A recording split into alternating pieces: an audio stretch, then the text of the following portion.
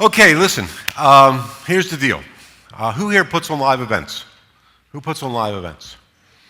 When you put on a live event, do you choreograph your event? Yeah, absolutely you do, right? And what do? Once one of the biggest strategies you use when you choreograph your event, you always leave the most powerful, the most dynamic, the most energetic speaker for the end so that he's like the anchor to keep people here so that there's no chance at all, nobody would miss the opportunity to not miss hearing this last speaker. So we decided to do the exact same thing, and we have the most dynamic speaker that we've saved for the end. He is the president of the Information Marketing Association, which all of you, I undoubtedly, or certainly all the primary attendees here are members of, as president of the Information Marketing Association. It is the association that supports what we do. It's sort of our constantly on the lookout for what's best, what's working in our world. It's also sort of like representing us politically to make sure that we're well represented with all these regulatory crap that keeps getting thrown at us. So his name is Robert Skrobe, and what we asked Robert to do is after we've given you now 3 days of huge amount of content immersion. Do you all agree that we gave you tons of content this Info Summit? Yes? After 3 days of huge content immersion, we got to sort of go back and get a little reality check here because we're kind of really running businesses. Don't forget this is a business. So this isn't only about learning how to grow a business, this is also about learning how to run a business. And so what Robert has put together is a fantastic talk of overcoming the 10 biggest challenges in running the info business. So he's identified 10 of these things. So this is sort of like, let's just step back 1 second. Let's not think in terms of growth for this next 60 minutes. Let's talk about net. Let's talk about actually making sure we make the most money in our businesses. So I bring to you the president of the Information Marketing Association. This is a guy that deserves a standing ovation. He deserves a standing ovation. Deserves a standing ovation.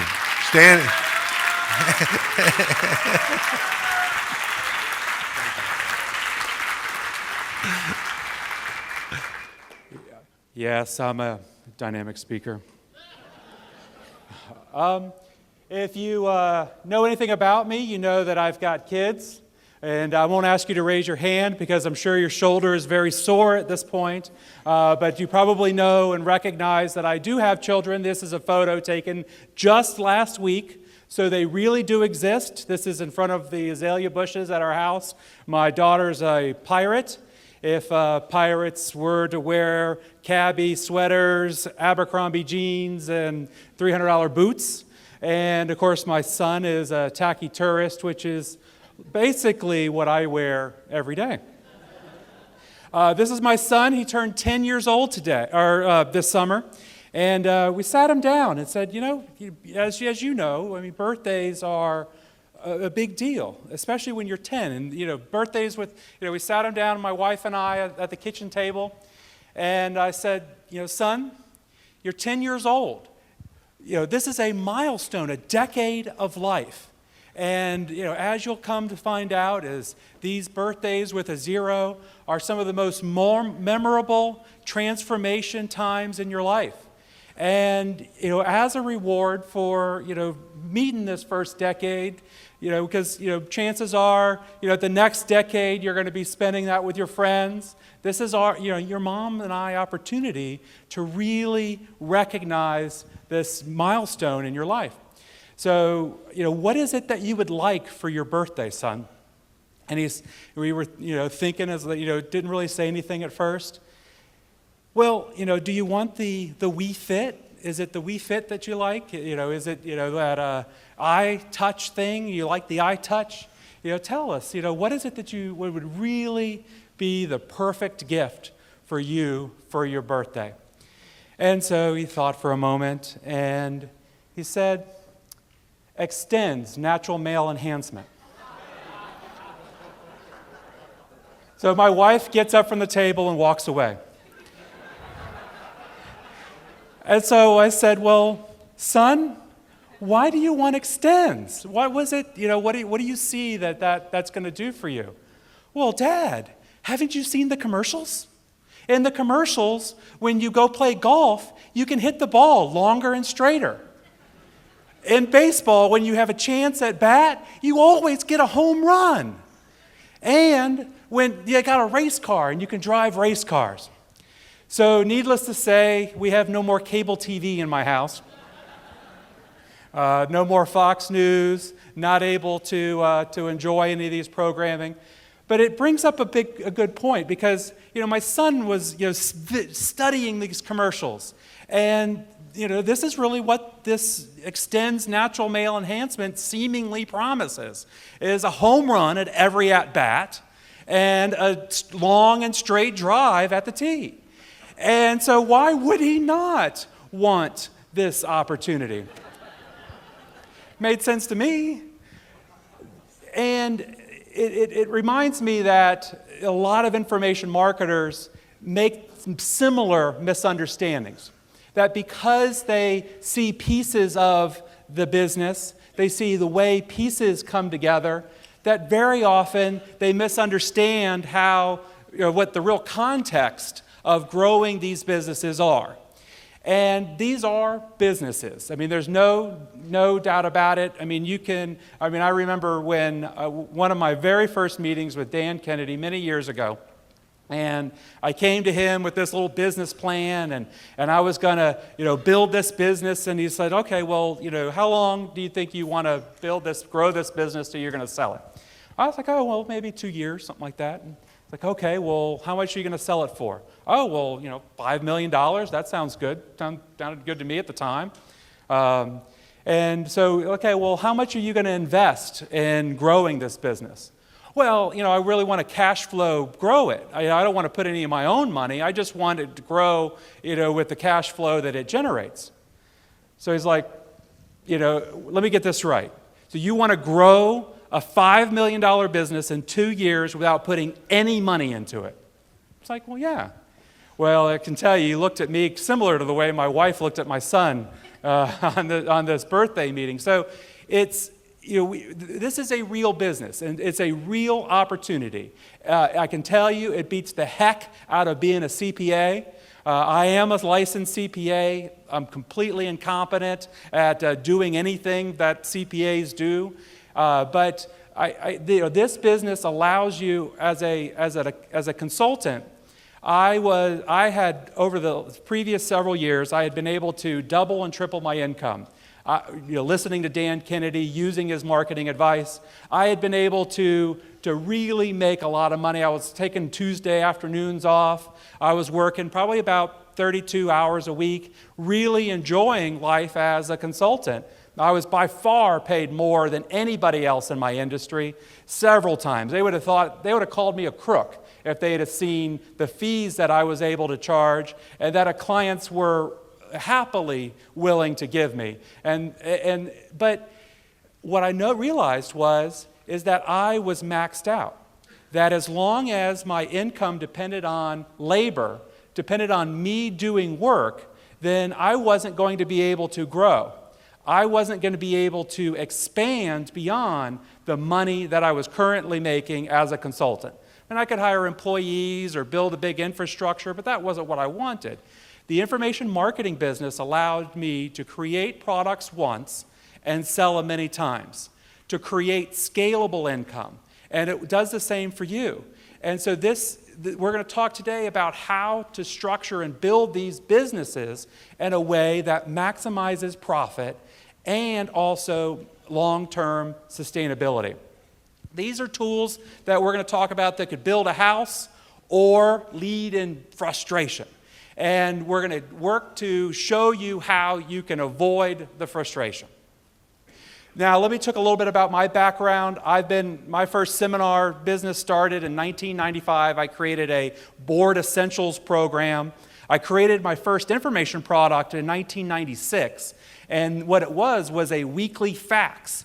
You bought this home study course, and I would send you a 3-page fax along with some fill-in-the-blank questions, and it would go out for 12 weeks via fax. And that was my first information product. We had this whole tickler file system of being able to keep track of who was supposed to get the faxes that week.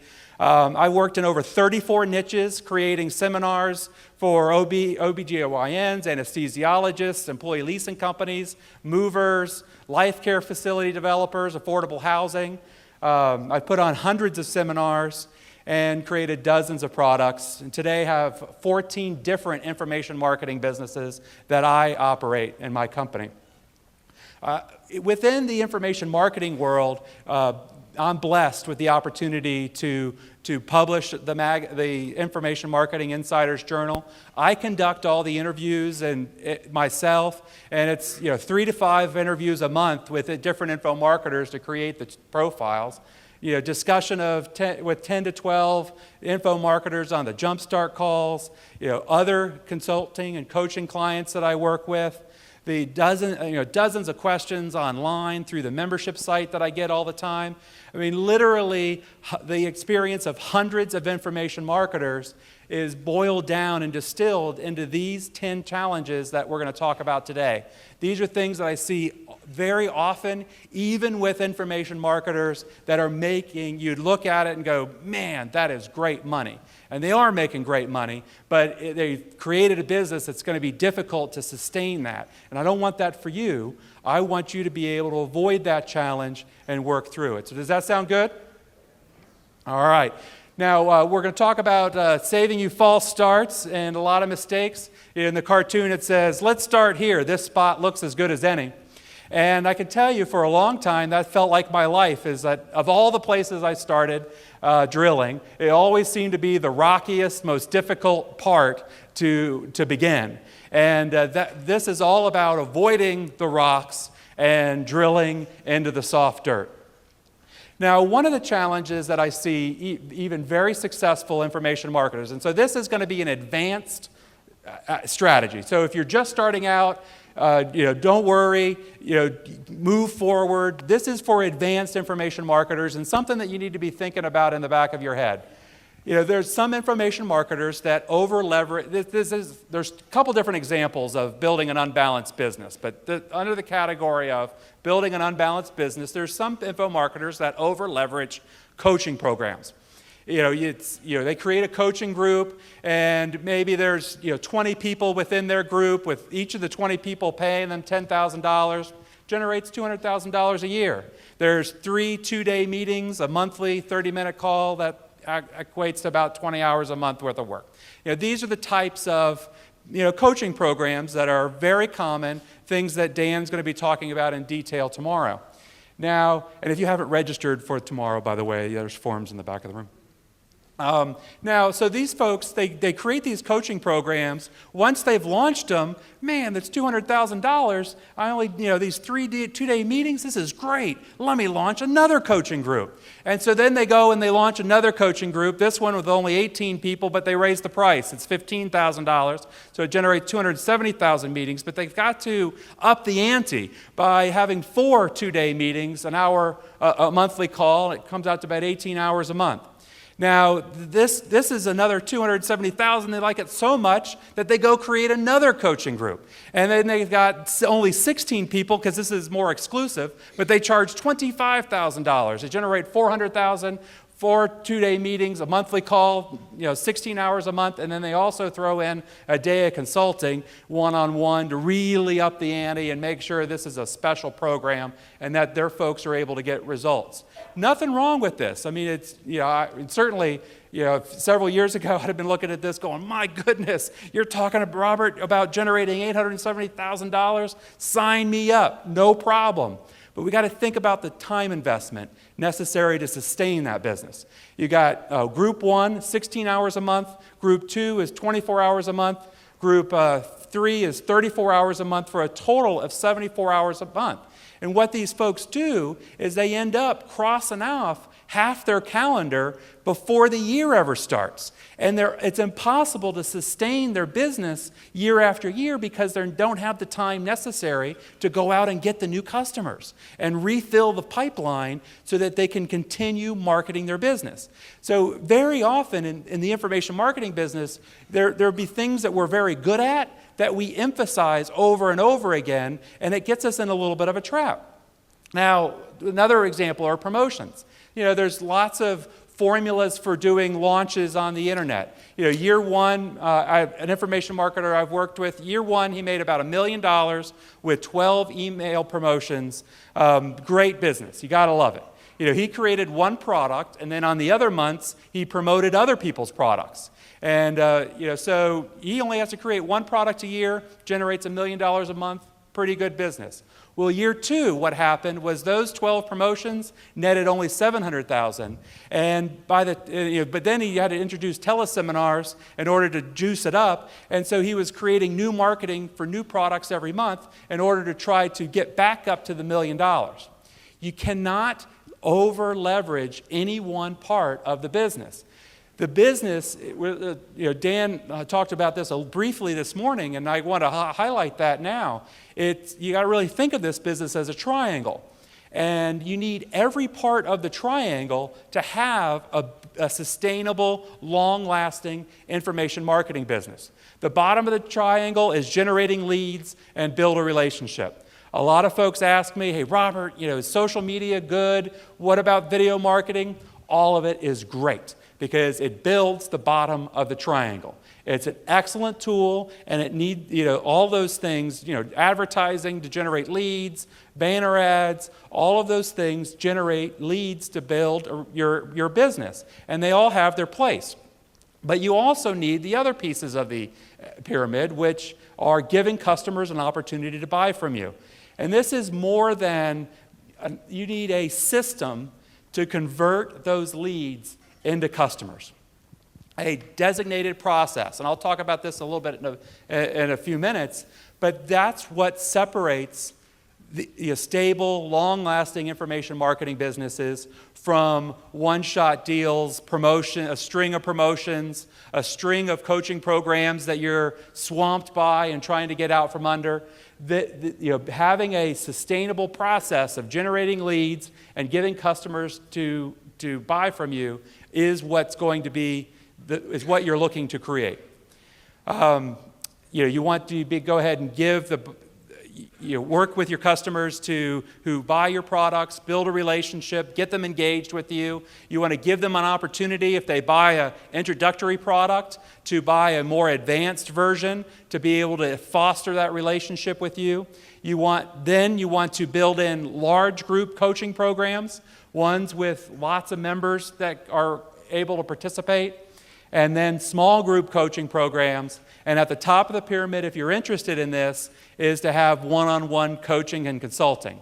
As you move up the pyramid, your margins increase and the customer quantity decreases. So, when you're delivering the coaching and consulting or even the small groups, you're able to do that profitably because the bottom part of the pyramid paid all the freight. Your business systems paid for the cost of acquiring those customers. And so by the time they proceed up the pyramid, you're able to get that revenue without a lot of marketing costs. And that's where the real profit is in this business. See, there's lots of information marketing, there's a lot of publishing businesses, things that are, does this make sense to everybody? Yeah, there's a lot of publishing businesses that are similar to information marketing, but they don't have the same power because they only have pieces of the pyramid. There's some that start off with, it's certainly a good place to start your business by launching a small group coaching program. That's a great place to start, but it doesn't have all the pieces of having other higher level products for folks to buy. Also, there are member sites. A very good way to start a business, but you're missing pieces of the pyramid, and so you're leaving a lot of profit and long-term stability on the table. Next is large group coaching businesses. You generate leads, and you're working to get them into these large coaching programs. You've seen businesses that are pretty much all they are is they're generating coaching programs of 50 or 100 people.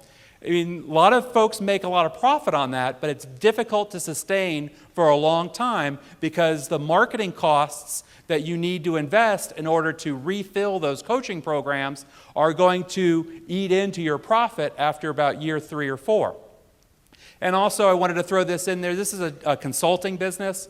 And the challenge with consulting, and I've been a consultant for a long time, the challenge with that business are the marketing costs. It's one thing to actually deliver the consulting profitably. I mean, yeah, you're only marking it up, you're marking the salaries up maybe 5 times. There's a lot of margin there. But whether it's in legal or in accounting or in consulting or of any type, by the time you actually deliver the services, or you deliver the services and do the marketing, it could be very challenging to make a profit of any significance within those businesses. This pyramid is what separates information marketing from other types of businesses. And if you're just starting, I know this is advanced. Sitting here a few years ago, I'd have been looking at that going, you know what, sign me up for the $700,000 coaching business. I am perfectly happy. I'll take that money, and I won't complain a bit. The challenge is in year 3 and year 4, it becomes terrifically difficult to sustain it. And what you need to do is in year 1 and year 2, make sure that you're building all aspects of your business rather than focus on only one, because this is going to lead to long-term stability. Make sense? Is this good? All right. Now, next is over-leveraging. Well, my wife and I, when this is several years ago, we got married. We had our daughter about a year and a half later, and we rented this little yellow house. And we were sitting in the yellow house, having dinner, and the news comes on and says, police shoot a dog on Eddy Road. We'll be right back with more on that story. And we kind of looked at my wife and we live on Eddy Road. And I wonder why police are out shooting dogs on Eddy Road. And they actually, as they went out, they showed a photo of a house and kind of looked out, and that house where they shot the dog was across the street. And they came back, and as it turns out, police were serving a warrant for a drug dealer that lived across the street. And I kind of knew that we lived in a bad neighborhood, but here we are. My daughter was about 2 years old, and I was living there with my wife and going, my goodness, I live across the street from a drug house. And of course, my wife was just pure crazy. Was not happy at all, and raving lunatic that evening. And I was, finally, trying to find the bright side to kind of calm her down a little bit. And I was like, well, honey, at least there's one less rabid dog in the neighborhood. I understand looking at these things, and at the time, I can tell you, I said, I prayed to God and said, you know what, God, I won't complain, I won't whine, I'll work all night if I have to, just give me customers, give me the chance, and I'll do it. That was my marketing strategy at the time, and not that there's anything wrong with praying, it's just as a marketing strategy, it may not be as effective, but at the time, I said, I'll do anything. I don't care.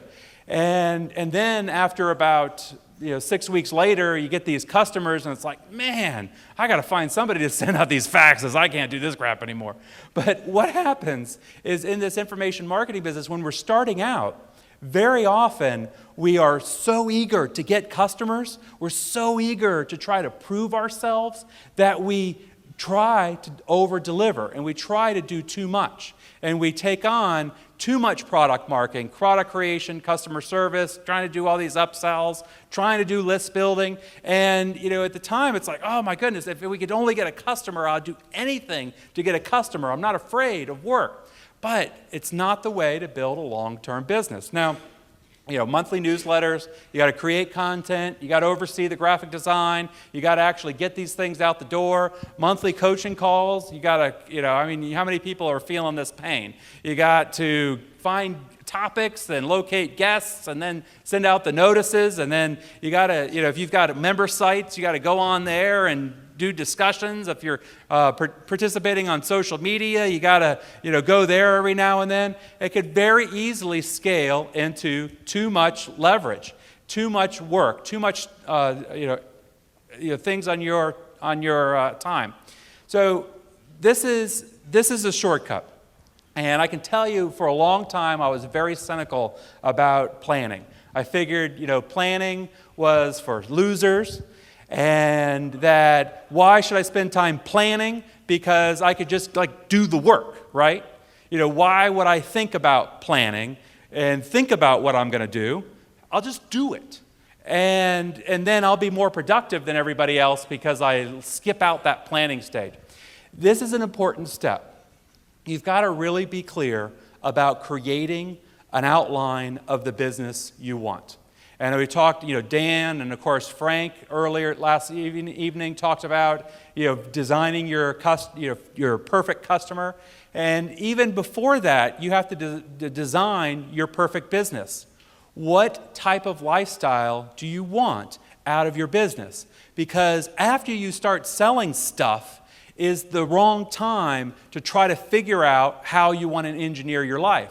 At that point, all it is just trying to keep up with the commitments you've made and the promises. So you got to really sit down and think about, how much revenue do you want to make?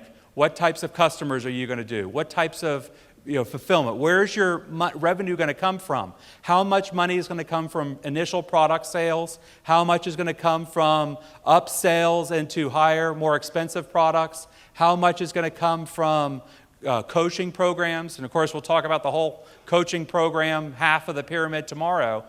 And my first reaction to all of that was, how do I know where all the money's going to come from? Don't I got to try to sell it?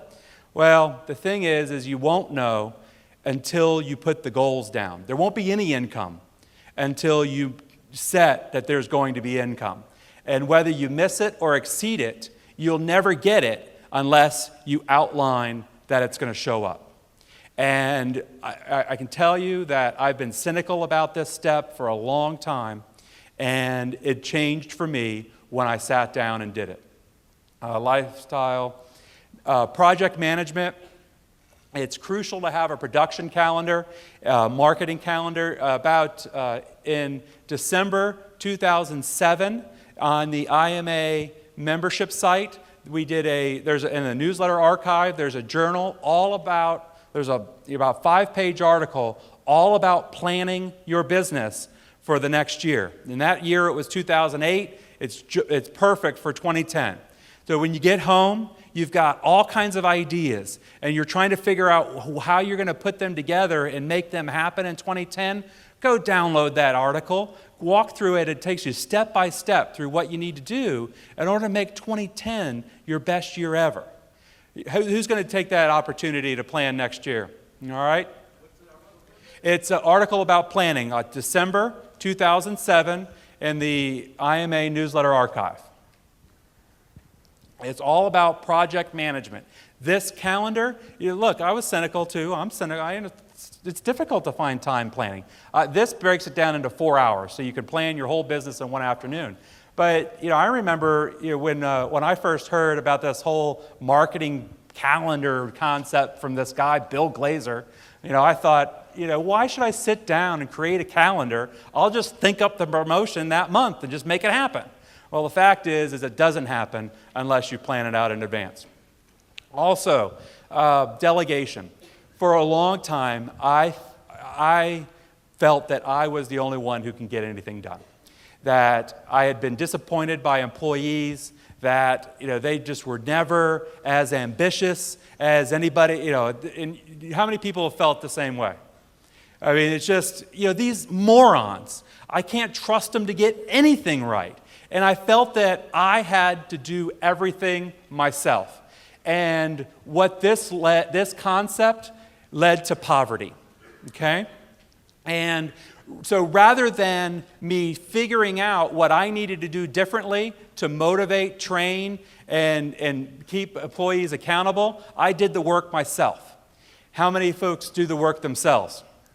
Now, I can tell you that instead of saying what I changed in me was, instead of saying when an employee disappointed me, when a team member didn't come through, when a vendor missed a deadline, instead of saying to myself, darn it, now I got to do it, instead I said, darn it, I didn't delegate that as well as I should have. How can I improve my vendor selection, my employee selection? How can I improve my delegation? And how can I improve my accountability so that next time it gets done on time when I depended on it? And that was the decision that made all the difference in my business. Because instead of me trying to do it all, I began to learn how to get it done. And rather than blaming the employee or blaming employees in general, I figured out, all right, there's a lot of average people here. And I don't mean in here, but I'm not one way or the other, but I meant like in the world as large. And there's a lot of average people, and I better learn how to get along with them, otherwise I'll be all by myself. And so I started figuring out strategies to do this. And really a lot of them I learned from Bill. Detailed outcome definitions, checklists, and project summaries are all tools that I used in order to learn. And of course, there was a whole article just a couple of months ago in the Insider's Journal about creating systems and delegation. So if you're struggling with this, take a look at that. I pretty much just shared what I've done and how I used systems in my business. Okay. All right. So this was my over-leverage experience. All right. My new routine. Did anybody care what I do in a day? Curious at all? I've had a few questions, but from 5:15 a.m. to 6:15 a.m., I work on my brain, on kind of self-help curriculum, and thinking through what I'm going to, how I'm going to think about myself. And then I also do planning, and I visualize my daily goals. So if I have a marketing plan, and because I sat down and planned, because one day my goal was I could see on paper the plan for the marketing that I was going to do to launch the business for the year. I sat down, and by seeing it in my mind's eye, I could see each month, and I knew that there were going to be tasks within each month that were going to lead me to get my project completed. And so by visualizing it, I was able to make it happen on that day.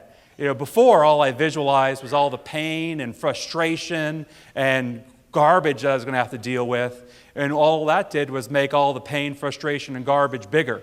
But by visualizing the outcome, so then after I have the plan, each day, based on a weekly plan, every day I sit down and go, okay, what is it that's going to get done? And I see the things that I need to get done in my mind so that I'm able to make them happen that day. Makes all the difference. If you'd asked me several years ago about spending an hour every single day, I'd have told you, complete waste of time. I don't need to do that. I'm better than that. I can tell you, I know I wasn't. And it's the best hour. It makes all the other hours 10 times more productive. 6:15 to 7, breakfast with my family. I do work at home, in my home office from 7 to 11. Lunch and checking out the news from 11 to 12:30. I'm at my office by 12:30 where all the employees are, doing office work. I schedule all my calls and all my team meetings in the afternoon. So that's just kind of how I organize things. It's taken a few years for me to get there, but certainly there was years where I wasn't able to, because I had to be at the office every day, and in those cases I would take off Friday or something in order to get project work done. This is my daughter. We're out at Devil's Tower in Montana this summer. Wyoming, thank you. Hate to disappoint the Montana folks. It's Devil's Tower, Wyoming, thank you. My daughter, she started 8th grade this year. She's 14. And they play a lot of Foursquare in 8th grade. Anybody know what Foursquare is? the game where you bounce the ball and you got to bounce the ball into the other person's square, and if they don't bounce the ball back into someone else's square, then they're out. Well, for a few days, they played this game, Foursquare, with 2 bounces instead of 1 bounce.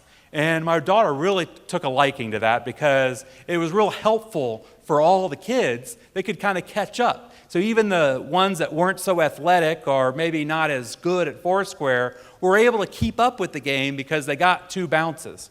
And, she tried, but the next day she went back to school and they were back to 1 bounce Foursquare as it's supposed to be. And she got so mad, so frustrated. No, we got to play it this way. It's fairer this way. It's going to be better for everybody. This is how I want it to be, is 2 bounce Foursquare. And so she came home just riling mad.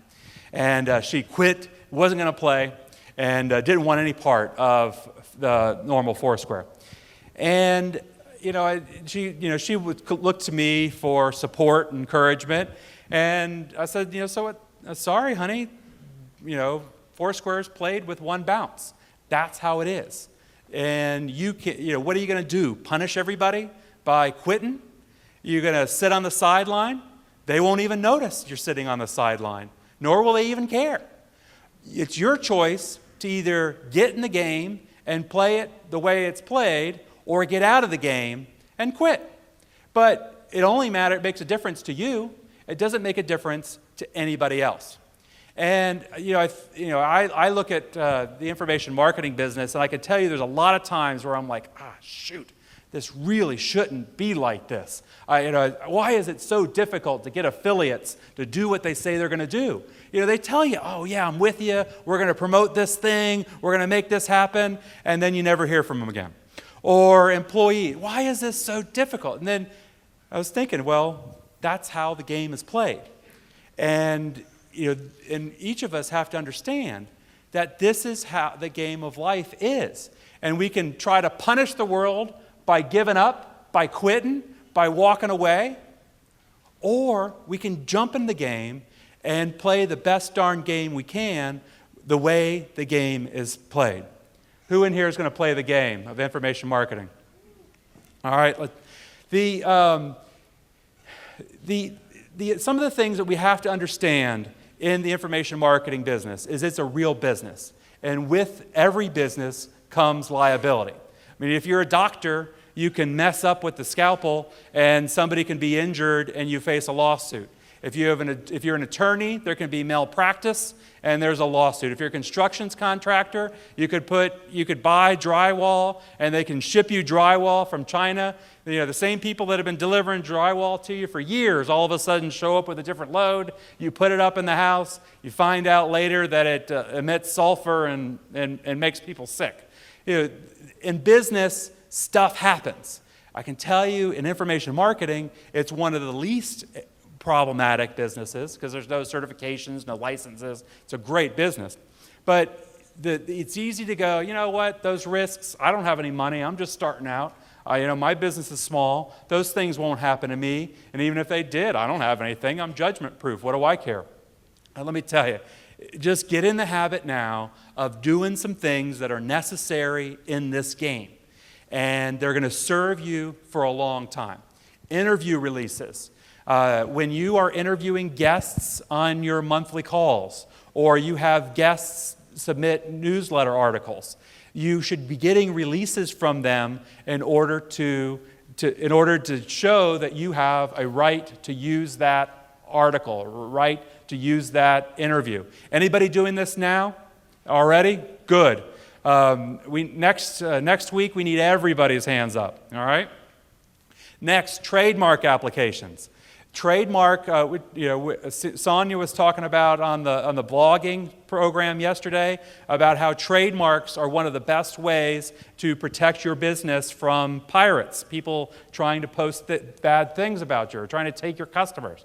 Trademarks are important in the naming of your coaching programs and the naming of your products and the naming of your slogans. Use trademarks to protect the things that you're doing. Because if you create if you create a name for the business, you're able to protect that so no one else can use it.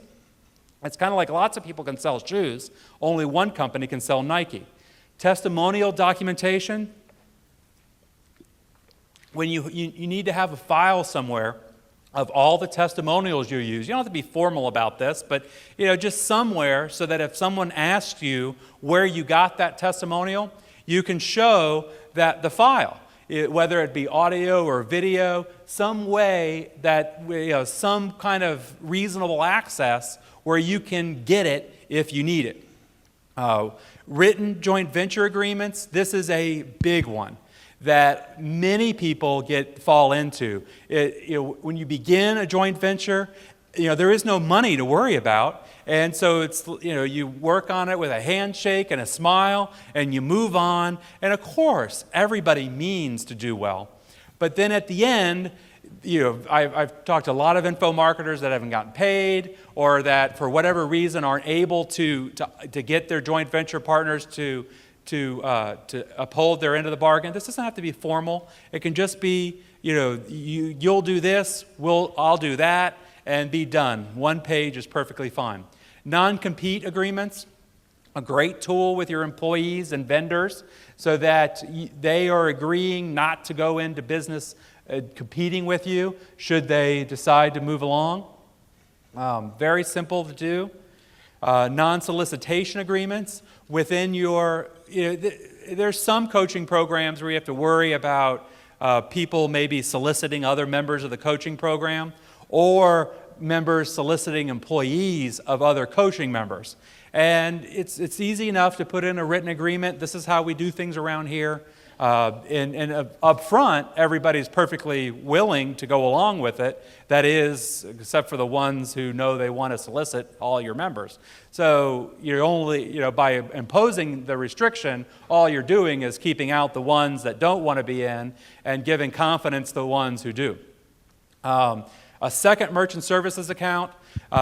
This is very important, and I'm going to talk about this in a couple more merchant services in more detail. One of the things, if you went through all these in a hurry, anybody want more information about these programs? How you can get interview releases, trademark applications, joint venture agreements? All right. myinfomarketingforum.com. Everybody has their user ID and password. If you don't, click on the bottom there, and we'll get it right to you. Actually, it's automated. Log in, and you're going to go to the member lounge, and then you're going to go to the Legal Resources tab. And there is a complete compliance manual. Sample joint venture agreement, sample copyright information, sample trademark stuff. That is all going to be a great tool to helping you in your information marketing business. Good? You're going to get into the game? All right, protect your business. All right, one of the things that we do offer through the Information Marketing Association is coaching and consultants liability coverage. It, more than anything, it defends you from lawsuits brought by clients who are angry. So for instance, if you have a client and you go, I want you to, Chuck, I suggest that you do a mailing, and you're going to mail it to a prospect list. And, how many prospects? Well, why don't we test it? We'll only send it out to about 1,000 people. Chuck, it's probably going to cost you about $3,000 to do the mailing. And let's go ahead and phrase the offer this way. Does that sound good? Okay. Now, Chuck agrees. He goes out and does the mailing. Whether he does it exactly the way I suggested or if he changes it later, he could very well end up disappointed with the results. And he feels like maybe I gave him bad advice. And maybe I did give him bad advice. I don't know. But either way, it's good to have insurance to defend you in case they come back to sue you for it. Also, advertising liability. Dan, for many years, I remember hearing a Dan Kennedy tape back in 1998 where he was saying, don't talk against your competitors. But for whatever, sometimes people might make a comment about a competitor in a coaching group or in a meeting, and sometimes that could be seen as libel or slander. This coverage also protects you from that. The usual investment for the program is $5,000 to $6,000. I paid for this coverage for years. The last year I paid for it separate was $6,100. Through the IMA, you get a 96% discount on this program. It's $400 plus local taxes. Pretty good deal, isn't it? All right. Actually, this is all I have to offer, so I'm going to go ahead and have them pass out the forms. I don't have anything else to sell, so in case just so that you're not worried that there's something else. This insurance program, you can take advantage of this as an IMA member. That's all I have to sell. The rest is just me sharing you great stuff. How about that? All right, so we'll go ahead and get the forms out. You can fill that out as we go, and we'll just, that way you don't have to worry about what else there might be. But it's $400 plus taxes. Also, it includes miscellaneous articles coverage. So a lot of us are working out of our home, and we might have inventory, information products that are ready to ship out, or stuff that we prepared for a seminar. I've got news for you. Your homeowner's insurance, if there's a fire or a floods like they had in Atlanta, the homeowner's insurance will not pay to replace your business articles. They only replace your personal assets. And if they figure out there's a lot of business stuff in there, they might not even replace the computers and stuff that you have at your house for your business. So what I included in this coverage was an actual liability or articles policy. It's like $5,000. If you want to upgrade it to 10, you can. But not only for the $400 do you get the liability coverage, but because I knew it was important for our members, I fought and got them to throw in some miscellaneous articles coverage. So if something happens and you don't have a big commercial policy, this coverage will pay for it. Pretty good deal, isn't it? All right, so you're going to fill that out, you're going to turn it in at the end, and then they're going to actually call you or email you with the actual premium, because it's going to change. Everybody's in a different state. Some of you are in Montana, and some of you are in Wyoming. Some of you are in other places. And so you'll be able to, they'll tell you what the premium is going to be with taxes. Tomorrow, one of the things that while you're filling this out, one of the things you get as an IMA member is the IMA member gathering tomorrow.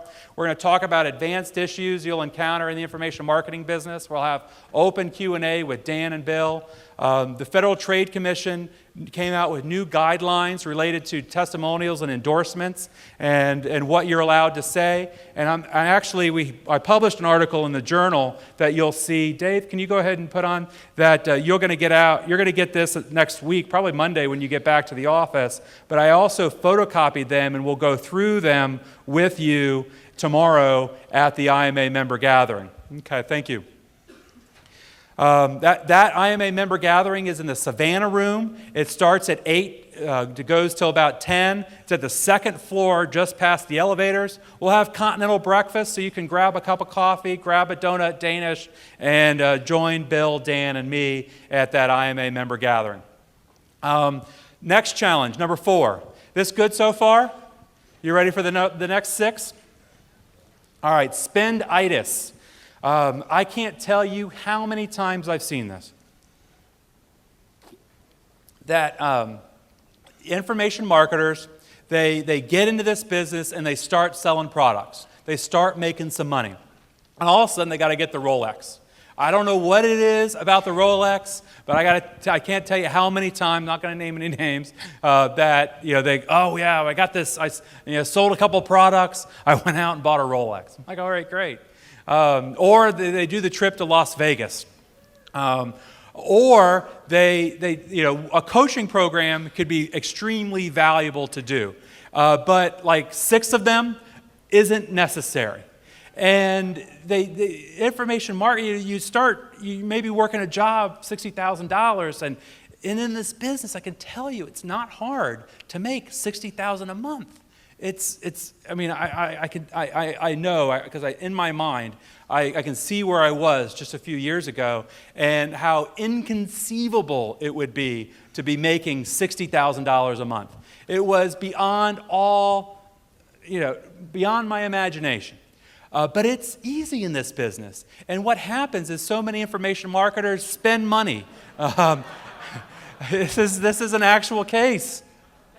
It showed up in my email. I will not implicate the person who sent it to me. Or they get a virtual assistant, or maybe 2, or 3, or 4, or maybe a whole crowd of virtual assistants. And they got to have all these people everywhere because they can't manage, so their solution to their problem is to go out and throw money at it. The antidote for this, there's nobody more thoughtful and about their finances. That probably doesn't really have to be, but there's nobody more thoughtful than Bill Glazer. And I learned this from him. Spenditis vaccine, you got to examine the return on investment of all expenditures. Everything. It's no needs, no fun trips to Office Depot. I know. It's really cool getting on this stuff, and for years. And then you got that business credit card. It seems like, oh yeah, I'll just spit it on the business as a tax write-off anyway. No, ROI.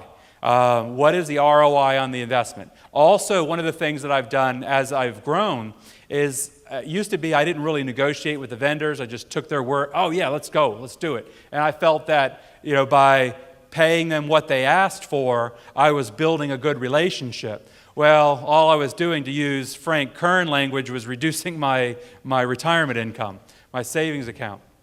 And what I've done is the person dealing with the vendor, getting the newsletter out, ordering the printing, isn't the one in charge of negotiating the price.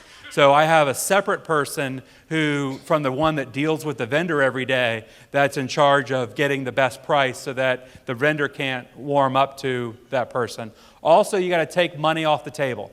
And this is actually one of the issues. This is a gambling language of, when you're sitting at the gambling table and you're betting, you need to have a system as you're winning to take money off and put it in your pocket so that when you get up and walk away from the table, it doesn't matter how bad the game gets at that point, you got money in your pocket. And this is actually one of the things that we're going to talk with Dan and Bill at the IMA member gathering tomorrow morning. Over-deliver is actually a challenge. Now, we're here, we got to promise one thing, promise value, over-deliver on value. Very important, I know. But I had a client, an information marketer, who, we're creating a high-end coaching program. Are you going to do ads for them? Yeah, we'll do ads. Are you going to do, how many meetings? Oh, we'll do 4 meetings. Well, 2 days. Yeah, we'll do 2-day meetings, and I want them to succeed, so I'm going to do 2 monthly phone calls with them. And I'm going to, and I'm also going to give them, he's subscribed to like 8 things to send his coaching members. It's a fault on information marketers to over-deliver and try to give too much stuff to our customers. Anybody feel like maybe you've been over-delivered upon? So, you kind of get this. You got so much to read. You really, our customers are really depending on us are really depending on us to distill information as much as possible. They don't care about the whole story. They don't want the whole story. They depend on us. Our value very often is distilling down exactly what they want. Or if we need to give them more, give it to them in a fun and entertaining way. Like this right here. We want to break up the material into more deliveries is another shortcut. So rather than sending one thick package, break it up over a couple of mailings. Make some of the information available online so that the ones who really want it can go get it, and the ones who only want the salient points just get the salient points. Also educate. There's there's a story that you can use to train your members. It's like, look, the Information Marketing Association is like a grocery store. When you walk into a grocery store, you don't go and get everything off the shelf, do you? Instead, you just get the things you need, put them in your cart, and go home. That's just the way this is so you don't feel like if you have to use and apply everything that you get. Just pick the 2 or 3 things that you need and you've gotten your value. So it's those types of stories are the types of things that you need to be using to train your customers on how to use your business. Also, you'll see Dan do this a lot, is the value of just one idea. If you get just one idea from this issue, it will pay for your entire year's membership. You get just one idea so that you instead of them seeing so much, they can get one thing out of it that they apply that has all the value. The other thing that there is as a tool for you is Dan Kennedy has written a series of articles to help you train your customers. So that if you don't want to write all these articles yourself, Dan actually has them. And what these do is they educate your members on the value of your products and your training. You can align yourself with Dan. You can complete your newsletter or publications, or your online membership site faster because you have one fewer article to produce, and you generate revenue because the articles will have your affiliate coding on them for Glazer Kennedy. And if you want information about this, contact Tanya, and her extension is 116 at Glazer Kennedy. She's the affiliate manager, and she can get you set up on receiving this series of articles that you can use to train your customers and help overcome this challenge of over-delivering and having members swamped with too much stuff. All right, great. One of the things that we often see is when customers quit, the reason they quit the most is because they have too much stuff, right? I mean, how many people have heard that? It's like, oh my gosh, I can't keep up with everything. I just got to stop so that I can read the stuff that I've got. And maybe you even felt that way. Well, it's important as an information marketer that we help train our customers to understand. Now, in life, especially in America, we really prize people who overcome tremendous obstacles and strive through all kinds of adversity to succeed. And, for instance, if there's in psychocybernetics, Maxwell Maltz talks about the disparity between, if somebody climbs the mountain, we think of that as a bigger achievement than somebody who takes a helicopter and goes right to the top, right? But in business, isn't it better to take the helicopter? I mean, isn't that why we're all here? And, so instead of, very often what we do as business people is we put up our own obstacles in front of us, in front of ourselves. And yes, it's great to overcome them, and you must overcome obstacles in order to succeed. But there's just no good reason to overcome obstacles for the sake of overcoming them. Instead, look for ways to shortcut your success. A couple of the ways we do with IMA is we have the easy content library where you can get free exposure for your articles and your information by posting them to the library and making them available to other IMA members. There's more information on the website, so I'll skip through it here. But the other thing is there is free content that you can use in your newsletters. And in fact, I actually published a newsletter for probably 3 years by taking content from the library for the group. I wrote one article, pulled stuff together from the library, and I see several other information marketers doing it. Now, in some cases, I hear from info marketers going, well, there's no reason to do that. I can do it the old-fashioned way. I'll write everything. Well, what you're doing is you're overcoming an obstacle, but you're overcoming an obstacle that you've put in front of yourself. Use the library. It's easy. If you want to get publicity for yourself in your articles, put them in the IMA library. Also, for guests, for interviews on your monthly calls, there's a whole interview directory. One, you can get yourself in there if you want to make yourself available for other information marketers to interview you as an expert guest on their monthly calls. And also, when you need monthly call guests, rather than searching the internet or thinking or working, instead take the helicopter to the top. There's a bunch listed there that will keep you busy for years and monthly calls. Good idea? All right. I'm going to tell you how to do it. You go to the member lounge, and then number 2, you click on interview directory.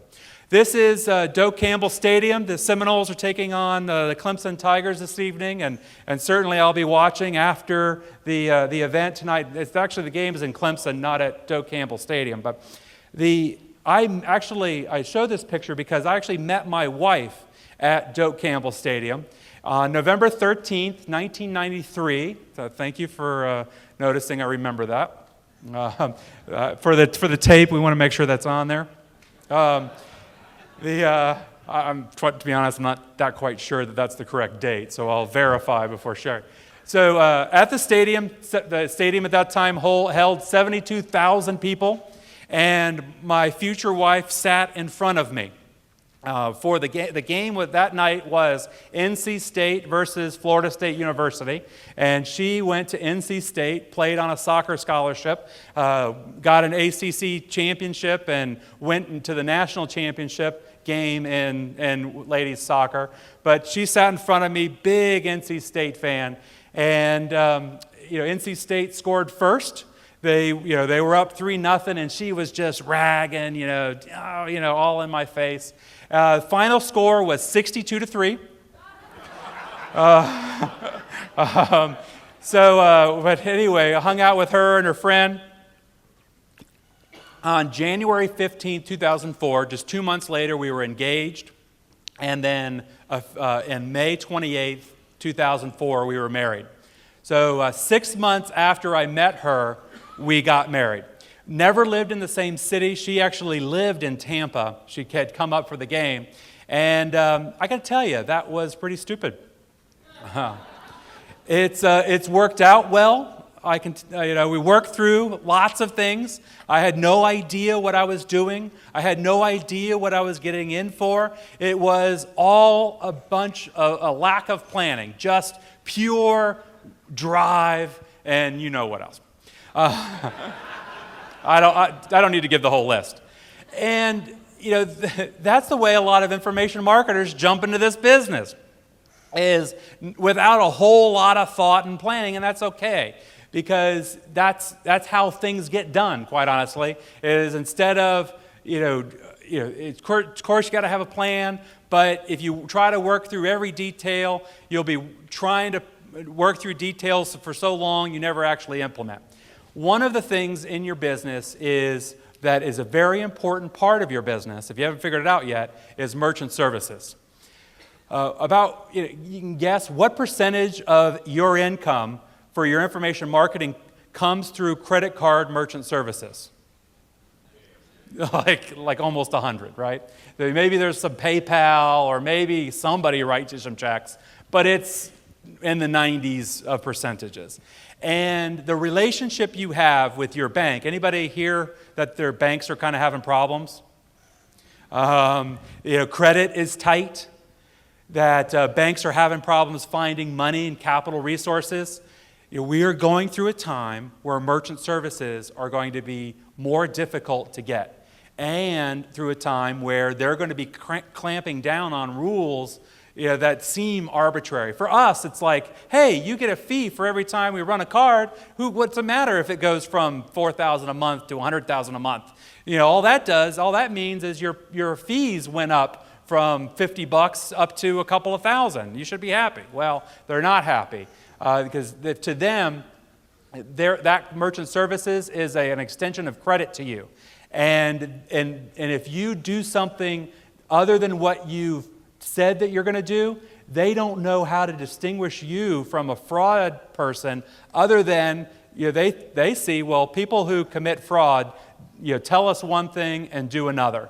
That's how they see fraud perpetrators. And so if you do something different than what you've told them, they don't know how to react. So you need to give your merchants processor good expectations on what you're going to be doing. They need to understand that you're going to be, if you're going to be running some large charges or changing your products, you need to be communicating that with them, giving them your order forms, working with them so that they understand the business that you're in and what you're going to be doing, and have multiple providers. Next. We do have a relationship through the IMA with a company called DirectPay.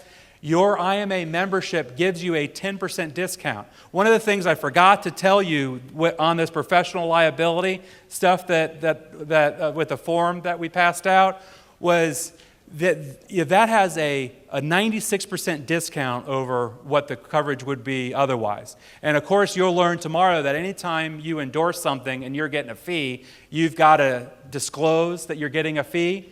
Well, on this, I'm not getting paid anything.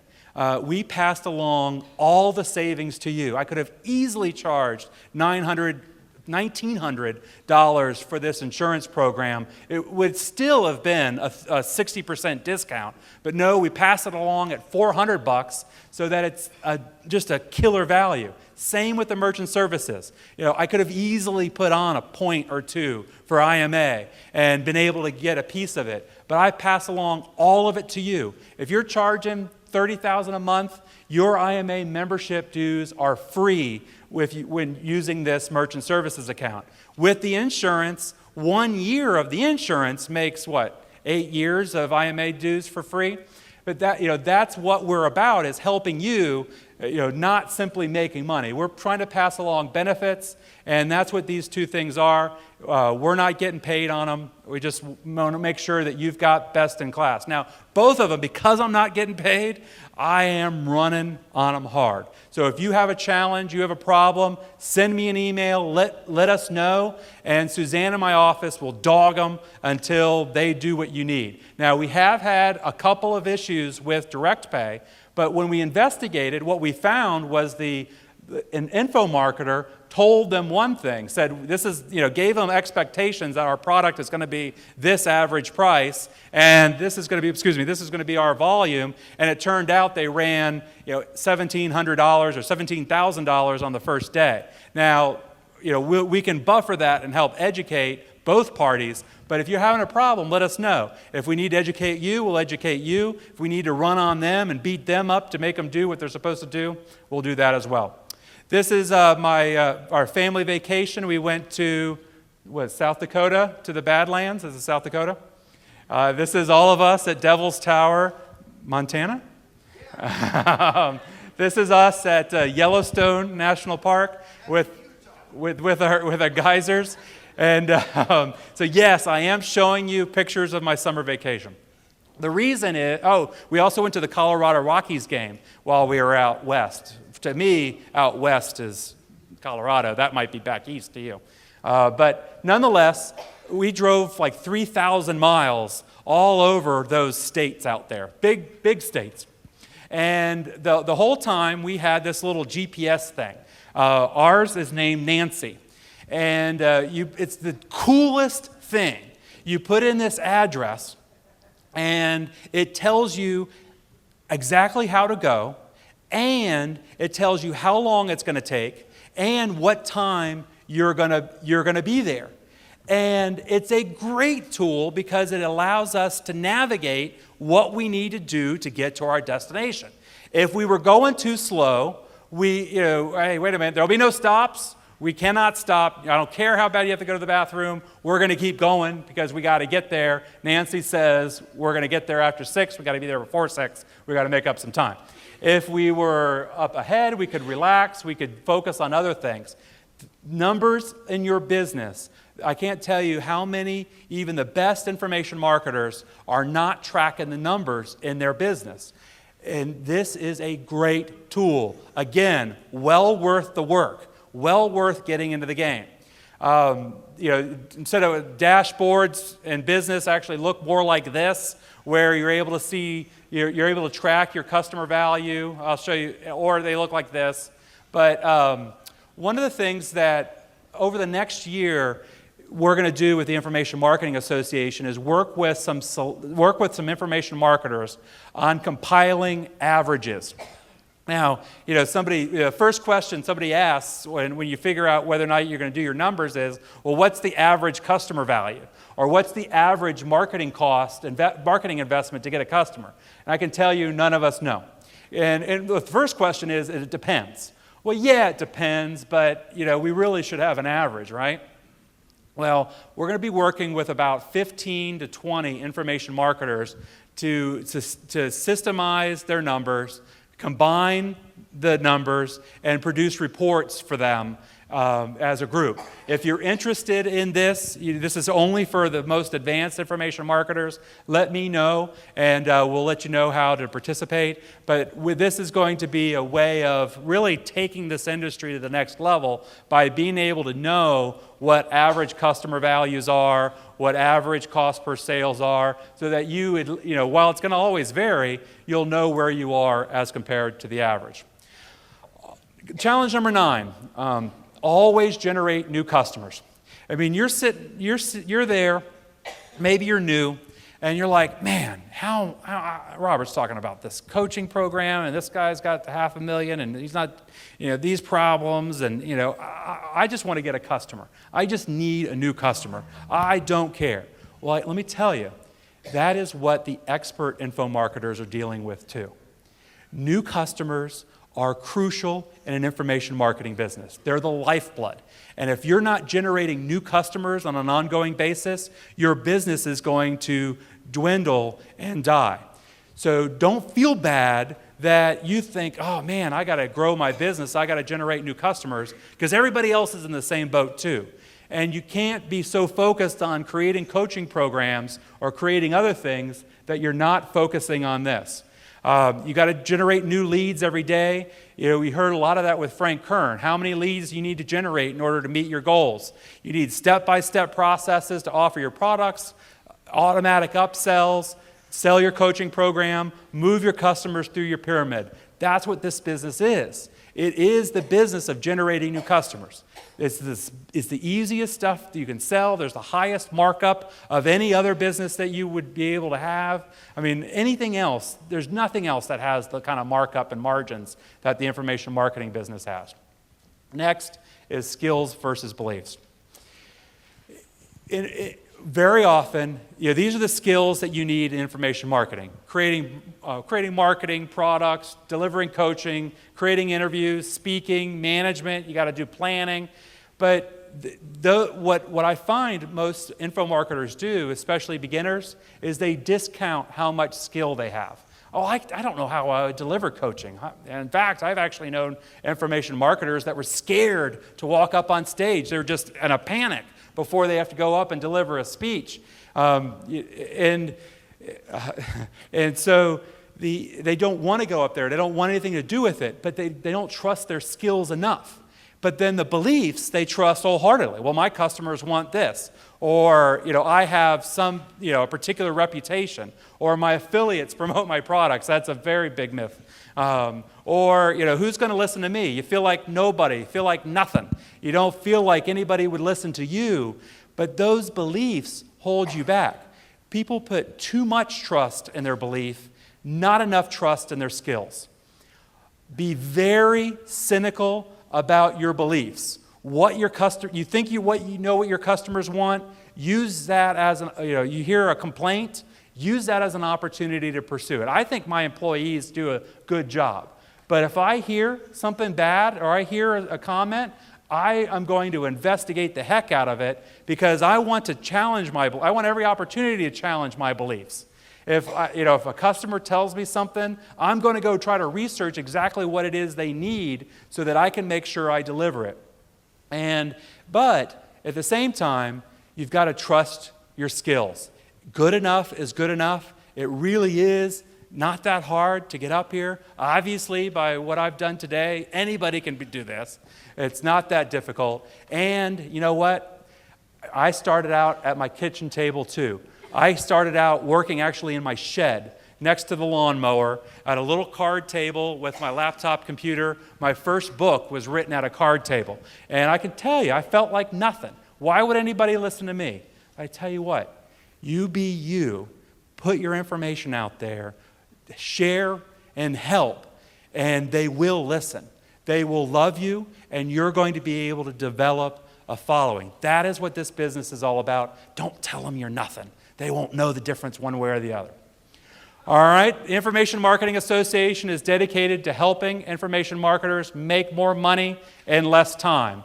We do that by delivering information, tools, discounts, networking, and answering your questions and giving you the motivation to succeed. Now, what we need is to turn in your liability insurance applications. Merchant services, if you want to take advantage of the direct pay, you have the information on those forms. IMA member gathering is at 8 a.m. tomorrow morning to 10. Expert information, it's in the Savannah room from 8 a.m. to 10, second floor, just past the elevators. Enjoy your dinner. Motivate you to go to dinner. Come back, 7:15, Info Marketer of the Year, price giveaways. I'm a bad speller. Even me, as a bad speller, can do this. And also the closing ceremonies. I've enjoyed it. Did you enjoy it? Thank you very much.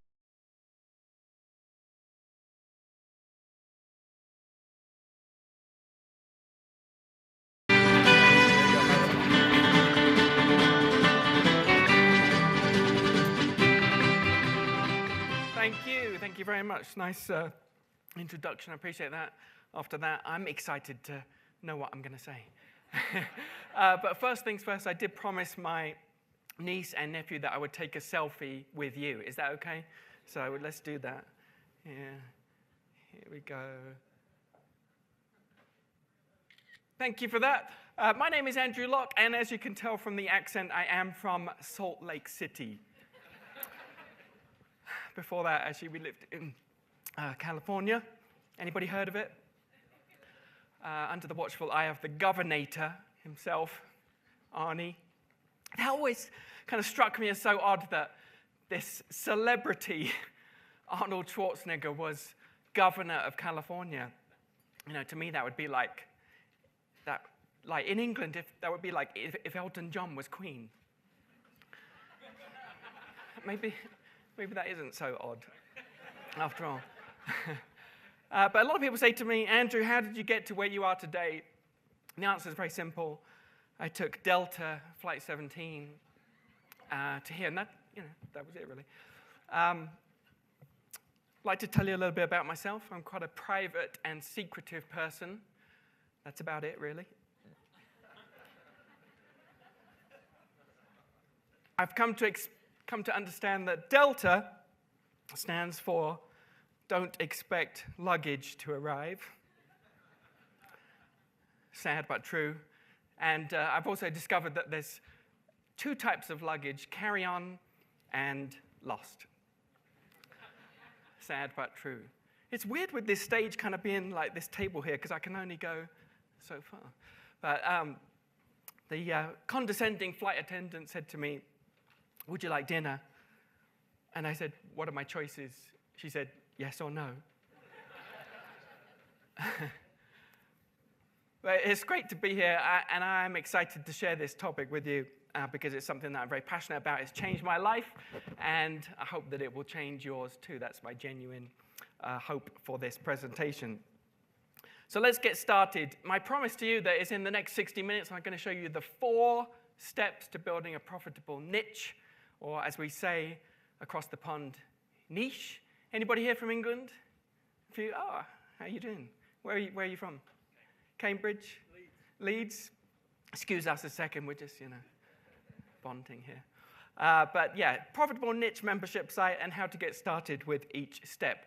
I really tried to simplify this training for you, even though there's a lot of advanced strategies in there so that you can follow along whatever level. So even if you have a membership site, I'm going to show you some advanced things too. At the end of the presentation, I do have an offer for you. Of course, it's entirely optional. I hope that you will take me up on it. I'm going to try and make it as irresistible for you as possible, and just being upfront about that. Today, my life is great. Been able to accomplish many, many amazing things with a membership site, or membership sites, as I'll show you, and it's fantastic. However, as some of you may relate to, it wasn't always like that. Been through some pretty dark times. And just to show you briefly my story, my background, I grew up in a little outpost off the east coast of the US called England, and in a little town just outside London. And I worked for many, many years as a BBC cameraman. I was making about $30,000 a year, which is like a week's pay now, dramatically different. And I really enjoyed it, but it wasn't really fulfilling my inner entrepreneur. I always knew that I wanted to do more with my life, and so there was always that kind of, nagging doubt, apart from the fact that, it wasn't really very well paid. So we were living in this beautiful estate here in just outside of London. Of course, I'm being sarcastic with the rubbish dump in the front there. We call it a skip in England. What do you call those things in the... dumpster. Okay, right, good. Yeah, quick translation there. Thank you. And at the time, we were drowning in debt. I mean, I would literally lie in bed at night, looking up at the ceiling, and just, sort of in despair as to how I was going to pay the bills. We were being hounded by debt collectors, threatening phone calls, and you name it. It was a disaster. And so, when you're in that, it's very difficult to feel as if you're ever going to get out of it, right? At the time, we had moved into this place, and we reached a crossroads period when basically we lost our house.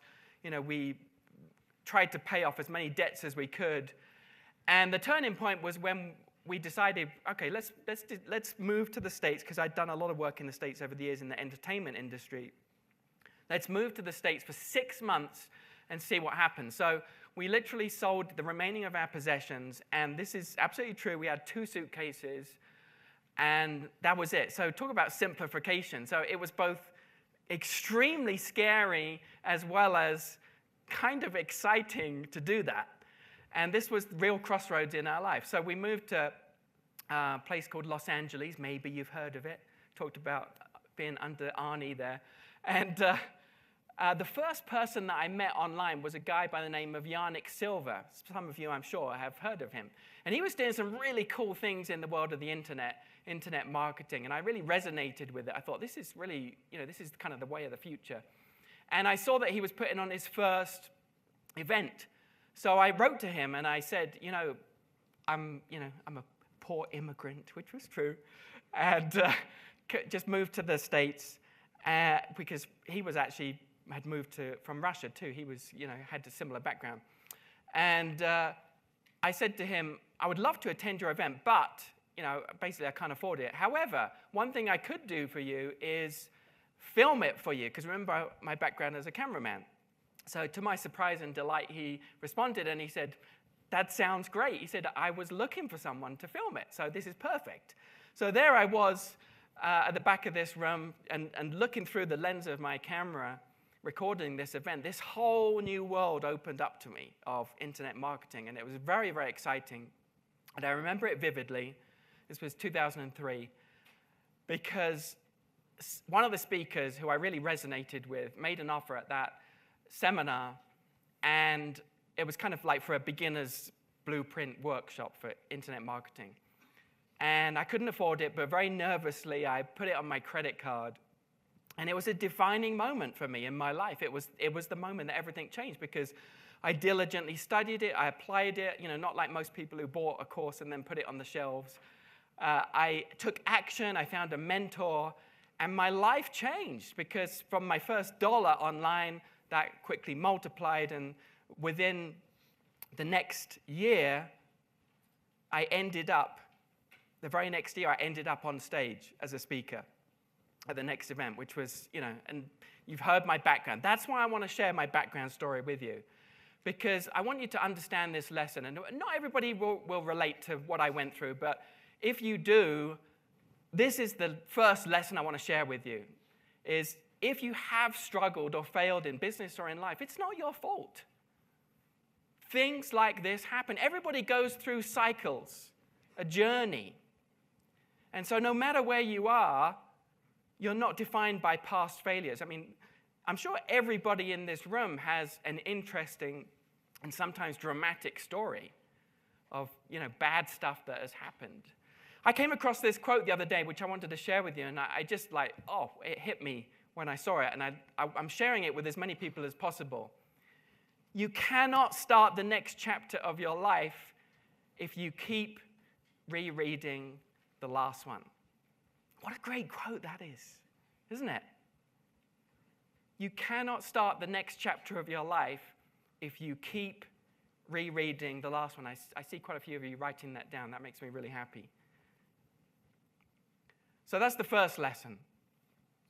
Now, let's move into the core training here. There's two types of income.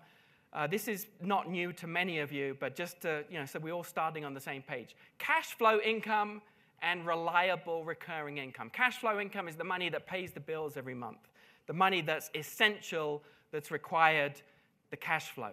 Reliable recurring income is the type of income that many people outside of this room don't even know that they should have. Think about the words that make up this phrase. Reliable, you can count on it. Recurring, it comes in over and over and over again. And income is the money. So reliable recurring income, money that comes into your bank account every month, over and over and over again. You cannot stop it every single month. And this is an incredibly powerful concept once you understand it. And that's what I'm here to teach you this afternoon. For me, it's meant I was able to build my dream based on my background as a cameraman, which is my own TV studio in Salt Lake City. Multi-million-dollar facility, designed to my specifications, full HD production. It's better, it's a nicer studio than the TV stations in Salt Lake City. Full HD, you can see some pictures of it here. There's also a training center in there as well. So beautiful facility. And it's also enabled me to fulfill another dream, which was to go on the other side of the camera and create this show called Help My Business. And that show, I'm delighted to be able to share, is the #1 entertaining video show on business topics in Apple iTunes. It's even more popular than TED Talks right now. Thank you. Appreciate that. So there you go. There's the screenshot from Apple iTunes. Above TED Talks, Harvard Business Review, Advertising Age, many, many others. So now that you've seen what reliable recurring income has done for me, what will it do for you? The answer is visually this. It means that as early as December, you can get a big pile of money in your bank account. Same in January, same in February, same in March, same in April, and so on. That's what we're talking about here. So the breakthrough moment for me in discovering this, the light bulb moment, ding, was when I thought about the music industry. Remember, my background was in the entertainment industry. And something struck me, and that was that artists, songwriters, get paid over and over and over again for work that they did one time in recording, or writing a song, I should say. Every time that song is played on the radio or performed live, they get royalties. They get that recurring income, also known as residual income or royalties. So membership sites are the #1 method for creating reliable recurring income. I've never had anyone being able to prove this otherwise. So, and this is my experience. If you're looking at making money online and the idea of getting paid over and over again rather than just one time, in other words, trading time for money, that's antiquated.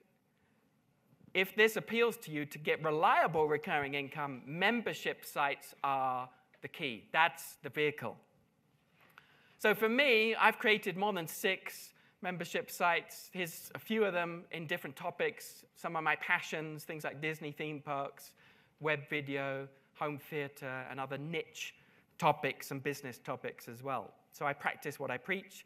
And let's really start at the beginning now, because this is a very good place to start. What are membership sites and why should you have one? So let's, right from the basics through to how to do it. First of all, what is a membership site? Let me give you my definition. It's a private, members-only website where a community of like-minded people happily pay you a subscription fee every month to access quality information and a community. Now, what I always tell people, and this is from experience, is that they come for the content and they stay for the community. That's something you want to write down. They come for the content, but they stay for the community. That's a really, really big insight. So now a question that comes up when I start to talk about membership sites is, why do many people choose to pay to belong to a membership site like this when the internet has lots of free information? Anybody wondering that? Just be honest. No? Few people? Okay, it's a valid question. So let's, because this question really comes from fear or doubt or a certain type of person. So let me cover this briefly and then we'll move on. The reason that this is not an issue, the reason why there will always be people who are willing to pay for a membership site is, the way I illustrate it is, if someone recommends a book to you, and they say, you really want to get this book, it's a great book, one person may go down the library, ask the librarian if that book is available. Maybe it's not available, so they order it in. They come back 6 weeks later, borrow the book for a few weeks, return it. That's one type of person, okay? Nothing wrong with that. However, if you are like that, you especially need to realize that there's another type of person. And then that type of person logs onto their computer and goes to Amazon, orders it overnight, and has it the next day, right? The mastermind group that Dave mentioned that we're in, and Ron down here is another member, we often recommend books to each other at the group, right? And what do we all do? We get our phones instantly. We order the book. So that's another type of person. So like I said, the danger is, especially if you are the type of person that is happy to spend hours going researching and going through the internet and find your own information, not everybody is like that.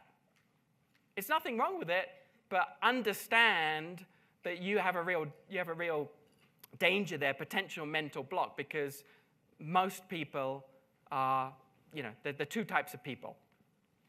All right, so memberships are nothing new. This is not a new concept, because in the real world, we have things like a gym, automobile association, and Costco. Those are all memberships. This is not a new concept. All these memberships require people paying a recurring fee. Make sense? Yeah?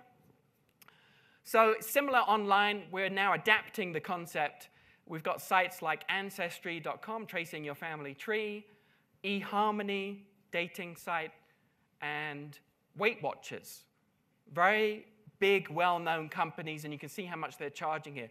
Not charging a huge amount, because they're very broad topics, mainstream sites. However, look at the revenue here. I'm just going to get some water. Look at the revenue of these sites. That's pretty exciting, isn't it, when you see that? At least I hope it is. Yes, this is annually. So we're talking over $100 million or up to $1 billion for these examples. Now, of course, we're not a huge company like this. So what is the potential for people like us, the solo entrepreneur, small business owner? Still extremely exciting. I think you'd agree that even if you had a tiny percentage of these revenues, you'd be happy. Well, that is actually what's possible here. Some examples. Contractor Selling is a site that helps building contractors run their business, gives them ideas and forms and templates and guidance and marketing advice. Dog Problems, the fast, easy, and simple way to fix your dog's behavior problems, $20 a month. And then restaurantowner.com. Again, a business-to-business site to help other restaurant owners run a successful business. So the secret to success for us is to choose a niche topic rather than a broad topic like the ones that I just showed you of the big companies. There is a lot of riches in these niches. From my own business, a few examples. Here's some of my business topics. I have Nifty Clicks, Site for Resources, Ultimate Video Vault, and Microwave Marketing. See the different price points for different types of interests?